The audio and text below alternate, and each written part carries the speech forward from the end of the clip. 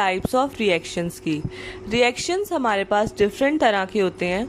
कुछ रिएक्शंस इस तरह होते हैं कि जिसमें रिएक्टेंट्स एक दूसरे के साथ रिएक्ट करते हैं, एक दूसरे से मिलते हैं और उसके बाद प्रोडक्ट बना देते हैं और बस इधर रिएक्शन हमारे पास कंप्लीट हो जाता है। लेकिन कुछ रिएक्शंस इस तरह के होते हैं कि जब रिएक्टेंट्स मिलते हैं और प्रोडक्ट बनाते हैं तो प्रोडक्ट दोबारा से रिकम्बाइन होता है और रिएक्टेंट्स में बदल देता है और वो रिएक्टेंट्स फिर से कंबाइन होके प्रोडक्ट बनाते हैं और प्रोडक्ट फिर रिकम्बाइन होकर रिएक्टेंट बना देते हैं।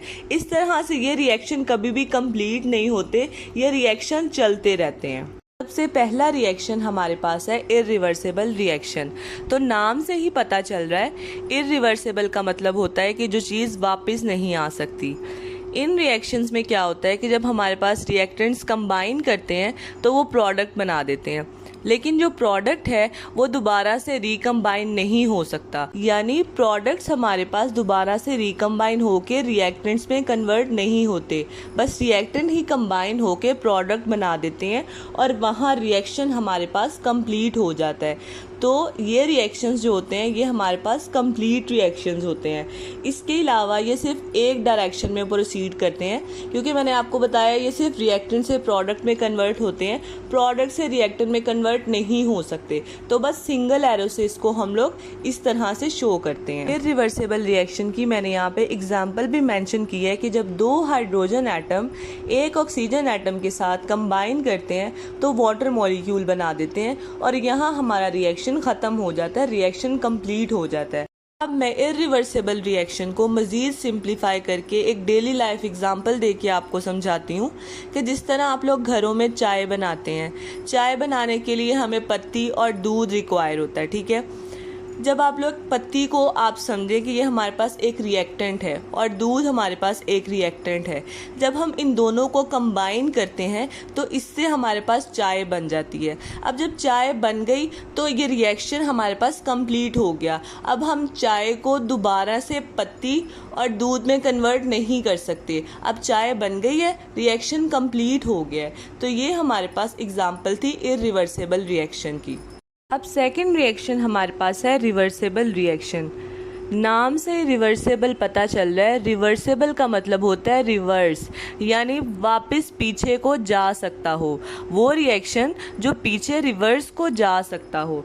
इसमें इन रिएक्शंस में क्या होता है कि जब रिएक्टेंट्स कंबाइन होते हैं तो वो प्रोडक्ट बना देते हैं, लेकिन प्रोडक्ट जब रिकम्बाइन होता है तो वापस वो रिएक्टेंट्स में कन्वर्ट हो जाता है। रिएक्टेंट्स कंबाइन होके प्रोडक्ट बनाते हैं और प्रोडक्ट हमारे पास दोबारा से रिकम्बाइन होता है और रिएक्टेंट्स जो हमारे पहले जिनसे प्रोडक्ट बना था वो रिएक्टेंट्स वापस हमारे पास आ जाते हैं। तो ये रिएक्शन कंप्लीट नहीं होता, रिएक्टेंट्स प्रोडक्ट में बनते हैं और प्रोडक्ट्स जो है वो वापस रिएक्टेंट्स में कन्वर्ट हो जाते हैं। ये इस तरह से चलता रहता है और ये रिएक्शन हमारे पास कभी भी कंप्लीट नहीं हो सकता। ये रिएक्शंस जो होते हैं ये बोथ साइड से प्रोसीड कर सकते हैं, यानी हम लोग रिएक्टेंट से प्रोडक्ट की तरफ भी जा सकते हैं, इस तरह से भी अपना रिएक्शन स्टार्ट कर सकते हैं, या हम लोग प्रोडक्ट से रिएक्टेंट की तरफ भी जा सकते हैं, हम लोग अपना रिएक्शन वहाँ से भी स्टार्ट कर सकते हैं। तो ये रिएक्शन दोनों साइड से प्रोसीड कर सकता है, इसलिए इसको हम लोग डबल एरो से शो करते हैं। ऊपर वाला जो इर्रिवर्सिबल रिएक्शन था उसको सिंगल से, क्योंकि सिर्फ वो एक साइड से प्रोसीड कर सकता है।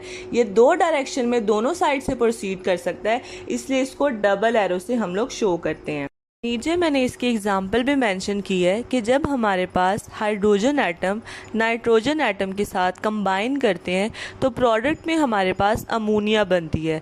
अब यही प्रोडक्ट वाली अमोनिया जब रिकम्बाइन होती है तो ये वापस से हमारे पास नाइट्रोजन और हाइड्रोजन में कन्वर्ट हो जाती है, यानी रिएक्टेंट हमारे पास प्रोडक्ट बनाते हैं और प्रोडक्ट वापस से रिकम्बाइन होके हमारे पास अमोनिया और हाइड्रोजन यानी कि रिएक्टेंट्स में कन्वर्ट हो जाती है। तो रिएक्टेंट्स है वो प्रोडक्ट बनाते हैं, प्रोडक्ट रिएक्टेंट, इस तरह से ये रिएक्शन चलता है। इसकी डेली लाइफ एग्जांपल ये है कि जब आप लोग पानी को फ्रीज़र में रखते हैं तो वो बर्फ़ बन जाता है, यानी हमने रिएक्टेंट से प्रोडक्ट हमारा बर्फ़ है तो हमने प्रोडक्ट बना लिया। लेकिन जब आप बर्फ़ को बाहर निकाल के रखते हैं रूम टेम्परेचर पे तो वो वापस पानी बन जाता है। तो वो जो है जिस स्टेट में सबसे पहले था वो वापस उसी स्टेट में आ गया और इसको जब हम फ्रीज़र में रख देंगे तो ये बर्फ़ बन जाएगा। तो इस तरह से ये रिएक्शन चलता रहेगा, ये रिएक्शन स्टॉप नहीं होगा। तो ये एक रिवर्सेबल रिएक्शन की एग्जाम्पल है। इसके बाद रिवर्सेबल रिएक्शन दो तरह के होते हैं, फॉरवर्ड रिएक्शन और रिवर्स रिएक्शन। फॉरवर्ड और रिवर्स रिएक्शन को एक्सप्लेन करने से पहले मैं आपको ये बता दूं कि रिवर्सेबल और इरिवर्सेबल रिएक्शंस का अक्सर डिफरेंस आ जाता है। तो ये मैंने पॉइंट्स बना के लिखे हुए हैं, तो आप इसको डिफरेंस के तौर पे लिख सकते हैं कि एक रिकम्बाइन होके प्रोडक्ट रिएक्टेंट में चेंज हो जाता है, दूसरा नहीं होता। एक कंप्लीट रिएक्शन होते हैं, दूसरे कंप्लीट रिएक्शन नहीं होते। एक डायरेक्शन में प्रोसीड करता है और दूसरा दोनों डायरेक्शन में प्रोसीड कर सकता है। एक आप लिखते हैं, इसको हम रिप्रेजेंट करते हैं सिंगल एरो से और नीचे वाले को रिप्रेजेंट करते हैं डबल एरो से। इसके बाद अमोनिया और वाटर की मैंने एग्जाम्पल दी हुई है, तो आप इसके डिफरेंस में एग्जाम्पल का भी एक डिफरेंस कर सकते हैं। इस तरह से आपके 5 से 6 डिफरेंस बन जाएंगे।